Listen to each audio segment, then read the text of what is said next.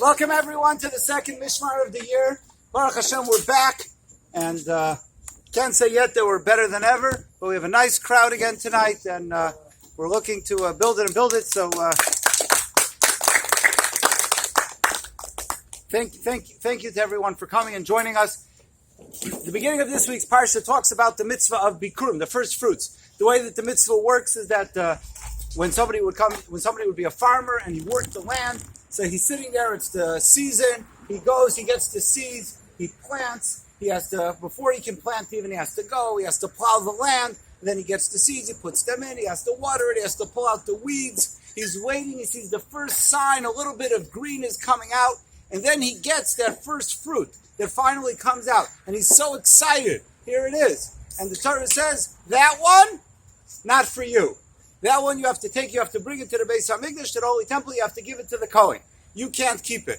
And this mitzvah actually only applies with the Shivas Haminim, the 7 special species that Israel is blessed with. So fruit is a little bit of a misnomer because it also applies to wheat, to barley, but pomegranates, right? Dates, figs, oil, olives rather, and which one did I miss? And grapes. So let's say, for example, he's been waiting, he finally has that first grape.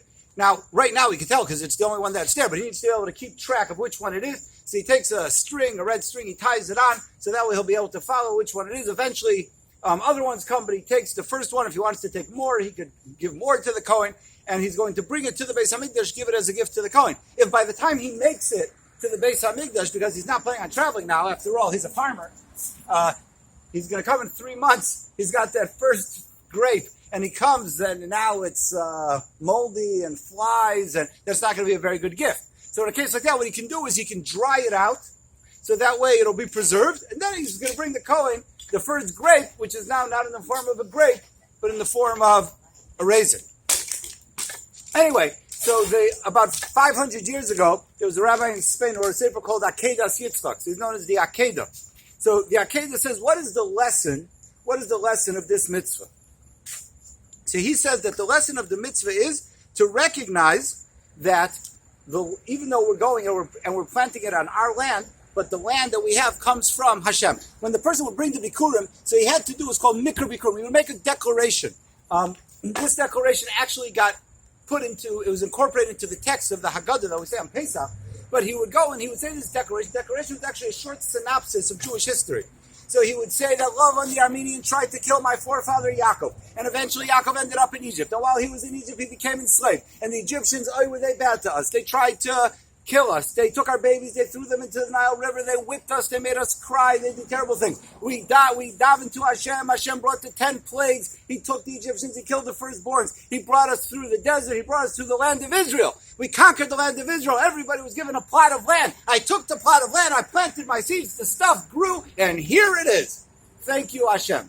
So he might be tempted to think that it's because of his effort that he did it. So therefore, it says the Akedah, what you have to do is, now when your first fruit grew, you have to say, Hashem, this one's for you. The Alshich, 500 years ago, a little bit later than the Akedah, who was a rabbi in Tzfas, and he said like this. He said that Hashem always wants to do good to us. He wants to keep on giving us more and more. But what? He needs to see that we appreciate it. He needs to see that we're going to say thank you. So therefore, especially now, when you're so tempted, when you have that first fruit that just grew, he says, that's when a person has to go and not say, Chas v'shalom, kochi va'otzem yadi, which means it was by my strength, it was by my green thumb that I was able to go and grow this stuff, but rather it's thanks to you, Hashem. And that is why now when it might be difficult for him, when he's so tempted, he just put in all the effort, now he has to go and he has to bring that and give it as a gift to Hashem, give it as a gift to the Kohen. So he has to realize that it's not about him, it's about others. There's a famous story that there was a person that his whole life, he was a rather righteous man, but he was very poor. And he asked his Rebbe, please give me a bracha to become rich. And finally the bracha came true, and he's rich. And now that he's rich, so originally he plans on not changing his righteous ways, but of course eventually things start to change a little bit. And now he used to be friends with all the other poor people. He planned on staying friends with them. But they would walk into the house with their dirty shoes, and he has this expensive carpet. It's hard for him. And slowly but surely, he doesn't think about others the same way anymore. The Rebbe comes for a visit, and the Rebbe tells him that there are problems. And he tries to, so the Rebbe says to him, come, let's talk. He brings him over to the window and he says, look out the window, what do you see? So he starts to describe, I see people crossing the street, I see the children playing, I see the mothers pushing the carriages. And then he brings him over to the mirror and he says, please tell me what you see now. So he says, I see myself. So the Rebbe says, how come over there by that glass you see all the other people, and by this glass you see yourself? So he realizes he's like trapped. The Rebbe doesn't need a lesson in understanding how a mirror works, right? But he says, I think if I understand correctly that there's a piece of silver and you lay the silver paper behind the glass, and when you do that, then it shows you a reflection. So the Rebbe looks at him and he says, you mean to say that when there's a little bit of silver, you don't see others anymore. You only see yourself. Ouch! Ooh, he got him, right? But, right between the eyes, he hits him and he's like, okay, I got the lesson. So that's the idea of Bikurim, not to only be thinking about ourselves, but to be thinking about other people. Hashem says at least once a year, you got to have that lesson where you go, you have the stuff that you worked so hard on.